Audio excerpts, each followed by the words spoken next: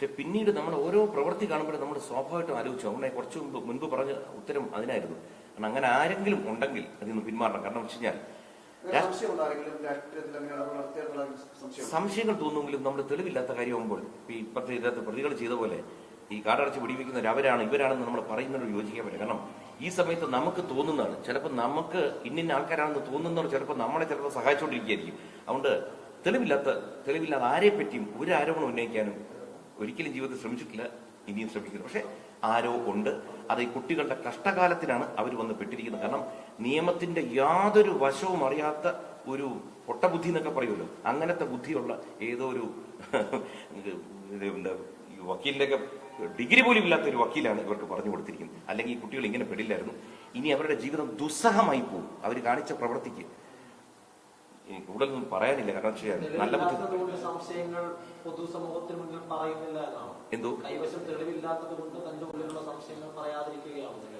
കാരണം വെച്ചാൽ നമ്മള് സംശയം തോന്നി എന്ന് പറഞ്ഞ് നമ്മൾ ആരെയും വിലടിച്ചുകൊണ്ട് സംശയം ഉണ്ടെങ്കിൽ നമുക്ക് പോലീസിൽ പറയാൻ എനിക്കില്ല സംശയമുണ്ട്. അല്ലാതെ നമ്മുടെ സംശയം ശരിയാവണമില്ലല്ലോ. നമുക്ക് പലപ്പോഴും തോന്നുന്നതാണല്ലോ അവരായിരിക്കാം ഇവരായിരിക്കാം. നമ്മുടെ ചെറുപ്രായത്തിലൊക്കെ നമ്മൾ പലതൊക്കെ വിളിച്ചു പറയും അവനാണ് ഇവനാണെന്ന്.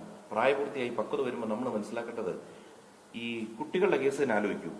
ഞങ്ങൾ എപ്പോഴെങ്കിലും, എനിക്ക് മാധ്യമമായിട്ട് നല്ല ബന്ധമുള്ള ആളാണ്, ഞാൻ എപ്പോഴെങ്കിലും നിങ്ങളുടെ ആരോടെങ്കിലും ഈ കുട്ടികൾ ഇങ്ങനെ കാണിച്ചു, ഇങ്ങനെ ഒരു സംഭവം നടന്നു, നിങ്ങളുടെ സഹായം വേണമെന്ന് പറഞ്ഞില്ല. കാരണം ഈ കുട്ടികളെ എക്സ്പോസ് ചെയ്ത് കഴിഞ്ഞാൽ എന്റെ മക്കൾക്കുണ്ടാവുന്ന ഒരു ക്ഷീണം പോലെ ഇവരുടെ മാതാപിതാക്കൾ നിരപരാധികളാണെങ്കിൽ ഈ ഇവർ കാണിച്ച ഇതിൽ അവരെന്തുമാത്രം അനുഭവിക്കും നിങ്ങൾ ഓർക്കുക. അത് വലിയൊരു ബുദ്ധിമുട്ടുണ്ടാക്കും. കാരണം ആരോ ഒരാൾ ഇപ്പൊ പറഞ്ഞപ്പോൾ ഞങ്ങൾ എന്തുമാത്രം ബുദ്ധിമുട്ടി, ഇതിനേക്കാൾ അവര് ബുദ്ധിമുട്ടി. കാരണം വളരെ സാധു കുടുംബത്തില്, പക്ഷെ അവരായിട്ട് ഞങ്ങളെ കൊണ്ട് ഇത് ചെയ്യിപ്പിച്ചു, നിർബന്ധിപ്പിച്ചു. ഇപ്പൊ തന്നെ ഇന്നിവിടെ നിങ്ങൾ വരുന്നു എന്തുകൊണ്ടാണ്? കഴിഞ്ഞ ദിവസം ഞങ്ങൾക്കെതിരെ പറഞ്ഞൊരു ആരോപണം പൊളിഞ്ഞ് പപ്പടമാവും നിങ്ങൾ കണ്ടു വീഡിയോ സഹിതം. ആ വീഡിയോ പോലും നിങ്ങൾക്കും അറിയാം, എനിക്കും അറിയാം, നമുക്ക് കിട്ടില്ല. കാരണം പോലീസ് കൊണ്ടുപോയിരിക്കുന്ന CCTV ദൃശ്യങ്ങളാണ്. അപ്പൊ അത് പോലീസിൽ നിന്നാണ് കിട്ടിയിരിക്കുന്നത്. അപ്പോ ഒരു വലിയ കള്ളം പൊളിഞ്ഞു കഴിഞ്ഞു. ഇനി അവർക്ക് നിൽക്കക്കളിയില്ല. അതുകൊണ്ട് വീണ്ടും ഒരിക്കൽ കൂടി നന്ദി. ഇതെല്ലാം നിങ്ങൾ പുറത്തു കൊണ്ടിരുന്നതിന്, നിങ്ങളുടെ ഇൻവെസ്റ്റിഗേറ്റീവ് ജേർണലിസത്തിന് അഭിനന്ദനങ്ങൾ.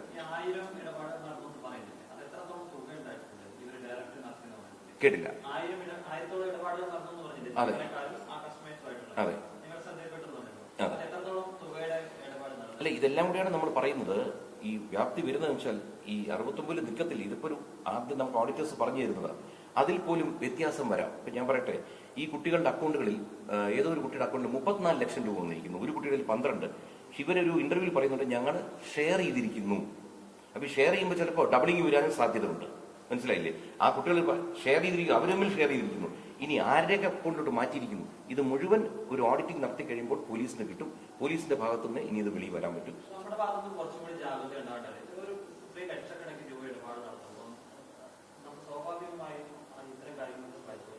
തീർച്ചയായിട്ടും പരിശോധിക്കേണ്ടത്. ഞാൻ ആദ്യം നിങ്ങളുടെ മുമ്പിൽ തന്നെ ഞാൻ മകളോടൊക്കെ പറയുന്ന വെച്ചാൽ നിങ്ങളുടെ ശ്രദ്ധക്കുറവ് ഇതിനകത്തുണ്ട്. പക്ഷെ ഒരു കാര്യം കൂടി ഓർക്കണം, ഒരു സ്ഥാപനം നടത്തുമ്പോൾ അതിൽ നമ്മൾ സ്ഥാപനത്തിന് ആളുകളെ വെക്കുന്നു, വിശ്വസിക്കുന്നു. ഇപ്പൊ ഞാൻ ചോദിക്കട്ടെ, ലുലു എന്ന് പറഞ്ഞ സ്ഥാപനത്തിന് യൂസഫ് അലി സാർ, അദ്ദേഹമാണ് ലുലു മോളും. അദ്ദേഹം ഡെയിലി ഈ മോളുകളിൽ മുഴുവൻ പോയിരിക്കും? ഇല്ല. വിശ്വസ്തരായ സ്റ്റാഫുകളെ വെക്കുന്നു, ഒബ്സർവ് ചെയ്യുന്നു, കണക്ക് നടക്കുന്നുണ്ടോ ഇല്ലയോ. അപ്പോ ഒരു വിശ്വാസത്തിലാണ് നമ്മൾ. ഇതൊരു ചെറിയ സ്ഥാപനം ഇവിടെ തുടങ്ങുന്നു, അത് പ്രതീക്ഷയ്ക്ക് അപ്പുറം വളരുന്നു. അപ്പോഴെന്താ നോക്കുന്നത്? ഈ കുട്ടികൾ ഞങ്ങൾ വേറെ സ്റ്റാഫിനെ കൊണ്ടുവരാം, ഇവരുടെ കൂട്ടുകാരികളെ കൊണ്ടുവരുന്നു. നമ്മളും പറയുന്നു സന്തോഷം, വാ മക്കളെ എന്നല്ലേ നമ്മൾ പറയത്തുള്ളൂ. ഇവരിങ്ങനെ ചെയ്യുന്നു. ഇവരുടെ വീഡിയോസ് നോക്കൂ, കല്യാണവും മറ്റു പരിപാടികളും. ഇവളുടെ കൂടെ നിൽക്കുന്ന കുട്ടികളാണ്. ഇവളുടെ 5ാം മാസം 7ാം മാസം വരെ പരിപാടി നടക്കും ഈ കുട്ടികളാണ്. നമ്മൾ ചിന്തിക്കൂ ഇവരാണെന്ന്.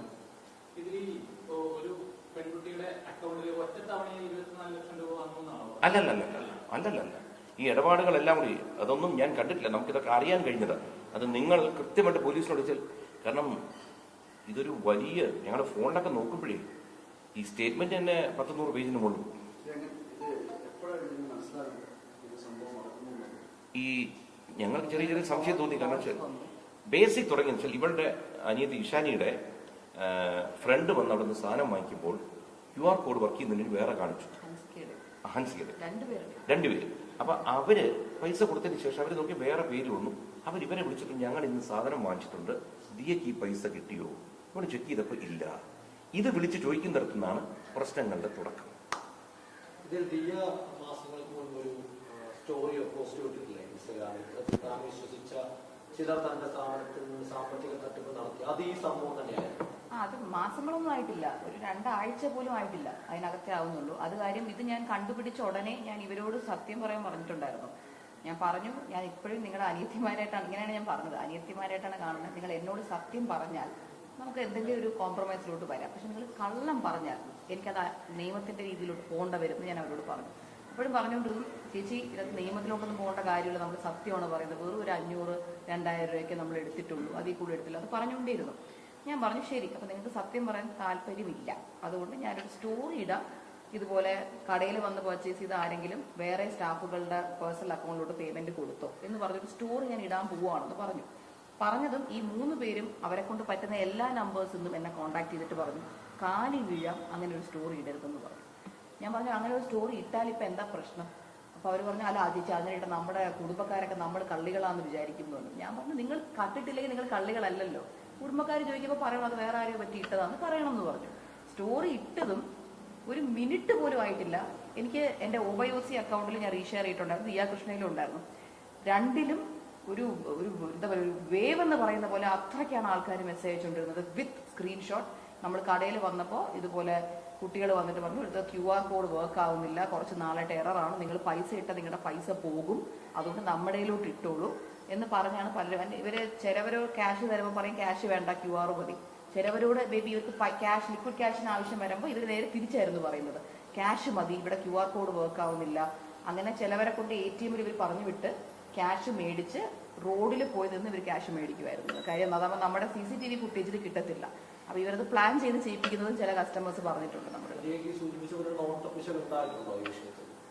പ്രഗ്നന്റ് ആയിരുന്നപ്പോൾ ഉറപ്പായിട്ടും ഉണ്ടായിരുന്നു. കാര്യം ഞാൻ ഒരു ഏപ്രിൽ വരെ ഹോസ്പിറ്റലൈസ്ഡ് ആയിരുന്നു പല ദിവസങ്ങളും. ഞാനത് ഇവരെയാണ് ഏറ്റവും ഫസ്റ്റ് രാവിലെ വിളിച്ച് ഇൻഫോം ചെയ്യുന്നത്, എനിക്കിന്ന് വയ്യ, CCTV നോക്കി എനിക്ക് ഇരിക്കാൻ പറ്റില്ല, ദയവ് ചെയ്ത് ഞാൻ പറയുന്ന കാര്യങ്ങൾ മുഴുവൻ അവിടെ കൃത്യമായി ചെയ്യണം, വൃത്തിയാക്കണം, വരുന്ന കസ്റ്റമേഴ്സിനോട് മര്യാദയ്ക്ക് പെരുമാറണം.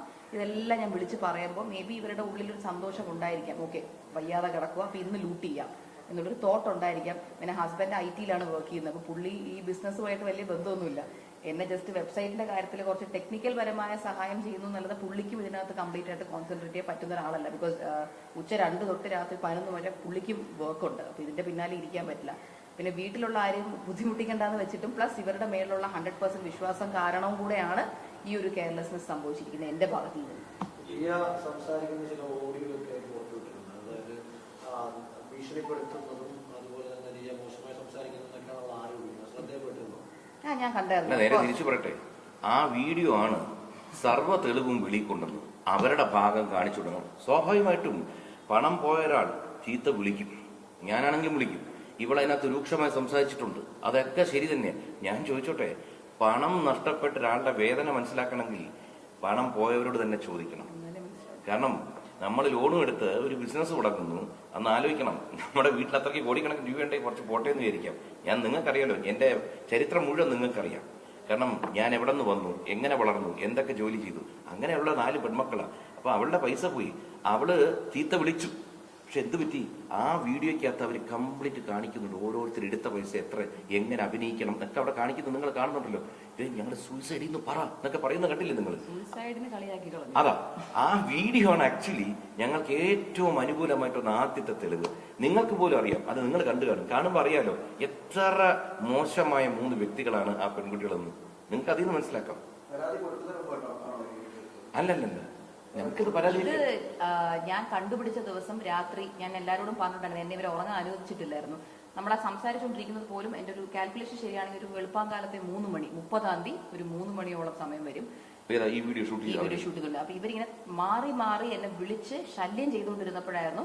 അതിനകത്ത് നിങ്ങൾക്ക് നോക്കിയാൽ കാണാം, അശ്വിൻ ചേട്ടൻ എന്ന് അവർ സേവ് ചെയ്തിട്ടുണ്ട്. അശ്വിന്റെ ഫോണിലാണ് അവസാനം പുള്ളിക്കാരുടെ ഹസ്ബൻഡ്സ് കിടന്ന് വിളിച്ചുകൊണ്ടിരുന്നു. അങ്ങനെ അശ്വിൻ അവസാനം എടുത്തിട്ട് എന്റെ കയ്യിൽ ഫോൺ തരികയാണ് ചെയ്തത്. ഇവരിതുപോലെ വിളിച്ചുകൊണ്ടിരിക്കുന്നു എന്ന് പറഞ്ഞ് എനിക്ക് തന്നപ്പോഴാണ് ഇത്രയും നേരം എന്നെ ശല്യം ചെയ്തതിന്റെ ഒരു പൊട്ടിത്തെറിക്കലും കൂടെയാണ് ഞാൻ അതിനകത്ത് കാണിച്ചത്. കാര്യം ഞാൻ പ്രഗ്നന്റ് ആണെന്ന് അവരോട് പറയുന്നുണ്ട്, എനിക്ക് ഉറങ്ങണം എന്ന് പറയുന്നു, എന്തുണ്ടെങ്കിലും നാളെ നോക്കാമെന്ന് പറഞ്ഞു. ഞാൻ അവരോട് പറഞ്ഞു, ഞാൻ എൻ്റെ വീട്ടുകാരോട് പറയുക, കാരണം ഞാൻ പ്രഗ്നന്റ് ആണ്, ഞാൻ സത്യം പറഞ്ഞാൽ 8 മന്ത്സിലോട്ടായി. ഇപ്പോൾ എനിക്ക് ഈ മന്തിന് ഡെലിവറി ഉണ്ടാവും. അപ്പോൾ ഞാൻ പറഞ്ഞു, എനിക്കിത് ഒറ്റയ്ക്ക് ഹാൻഡിൽ ചെയ്യാൻ പറ്റില്ല, ഇത്രയും പ്രഷർ എനിക്ക് എടുക്കാൻ പറ്റില്ല. വേറൊരു ജോലിയുള്ള ഒരാളാണ് എൻ്റെ ഹസ്ബൻഡ്, പുള്ളിയുടെ തലയ്ക്ക് എനിക്കിത് വെക്കാൻ വയ്യ. ഞാൻ പറഞ്ഞു, ഞാൻ ഇതെൻ്റെ പേരൻസിനെ ഏൽപ്പിക്കുകയാണെന്ന് പറഞ്ഞപ്പോൾ അത് ആ പിള്ളേർ ഒരുപാട് പാനിക് ചെയ്തു.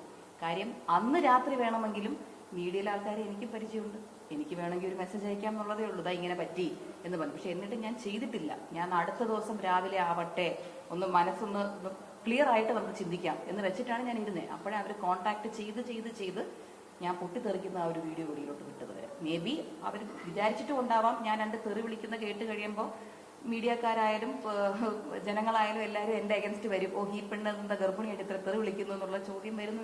പക്ഷെ അത് ഓർക്കത്തെ മാനസികാവസ്ഥയാണ്. എന്നെ ആ അവസ്ഥയിൽ കൊണ്ട് എത്തിച്ചത് അവരായിരുന്നു. എന്നിട്ട് അതിൽ പോലും അവര് ചേച്ചി ചേച്ചി ചേച്ചി എന്ന് വിളിച്ചു തരുന്നു. ഞാൻ അപ്പോഴും അവരോട് എന്നെ ചേച്ചി നിനി വിളിച്ചു പോരെന്ന് പറയുന്നുണ്ട്. കാര്യം ഞാൻ അത്രയ്ക്ക് ഇവർക്ക് വ്യക്തമായി അറിയാം. ഇവരെന്നെ ചേച്ചിയായിട്ട് ഞാൻ ഇവരെ അനിയത്തിയായിട്ട് പോലത്തൊരു ബന്ധമായിരുന്നു ഞാൻ കണ്ടിരുന്നത്. പക്ഷെ ഇപ്പൊ തന്നെ അതിൽ വിനിത എന്ന് പറയുന്ന ഒരു കുട്ടി ഒരു സ്റ്റാൻഡ് ഇല്ലാത്തൊരു കുട്ടിയായിട്ട് മീഡിയയിൽ നിങ്ങൾക്ക് കാണാൻ പറ്റുന്നത്. കാര്യം ഒരു സംസാരിച്ചു തുടങ്ങുമ്പോൾ ആദ്യം പറയുന്നു ദിയ മാഡം, 5 സെക്കൻഡ് കഴിയുമ്പോൾ പറയുന്നു ദിയ ചേച്ചി, എന്നാൽ അടുത്ത 2 സെക്കൻഡ് കഴിയുമ്പോൾ ദിയ, പിന്നെ പറയുന്നു അവൾ. അപ്പൊ ആ കുട്ടിക്ക് തന്നെ സ്റ്റാൻഡ് ഇല്ല. ആ 3 പേരുടെ നിങ്ങൾക്ക് തന്നെ വ്യക്തമായി മീഡിയയിൽ കാണും. നമ്മളായിട്ട് ആരെയും പറ്റി ഇനി പറയണ്ട, അവരെല്ലാം കാണിച്ചു കഴിഞ്ഞു, ലോകത്തും എല്ലാവരും കണ്ടില്ല. അത് മാത്രമല്ല മീഡിയക്കാരും ഈ കേരളത്തിലുള്ള ഇത്രയും പേര് ഇപ്പോൾ ഒറ്റക്കെട്ടായിട്ട് നിൽക്കുന്നത് ഞാൻ പോലും ഞെട്ടിപ്പോയി. കാര്യം എനിക്ക് പൊതുവെ സോഷ്യൽ മീഡിയയിൽ ഞാൻ എന്തിട്ടാലും 50-50 ആണ്. 50% ആൾക്കാർ നല്ലത് പറയും, 50% ആൾക്കാർ മോശം പറയും. മറ്റേ എന്ത് നല്ലത് ചെയ്താലും. പക്ഷെ ഈ കാര്യത്തിൽ നമ്മൾ എല്ലാവരും ഒരു ഒറ്റക്കെട്ടായിട്ട് എല്ലാവരും എൻ്റെ കൂടെ നിൽക്കുകയാണ്. അവർക്ക് ശിക്ഷ കൊടുക്കണം എന്ന് പറഞ്ഞ് തന്നെ എന്നെ കുറിച്ച് റോങ് ആയിട്ടിടുന്ന യൂട്യൂബേഴ്സ് പോലും നല്ലതിട്ട് ഞാൻ കണ്ടു. അതിൽ ഞാൻ കമന്റും ചെയ്തിട്ടുണ്ട്.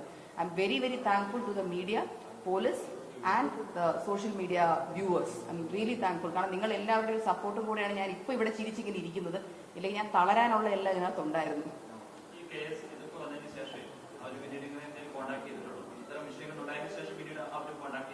അവരുടെ ഭാഗത്തു നിന്ന് ഒരു കോണ്ടാക്ട് ഉണ്ടായിട്ടില്ല. ഇല്ല.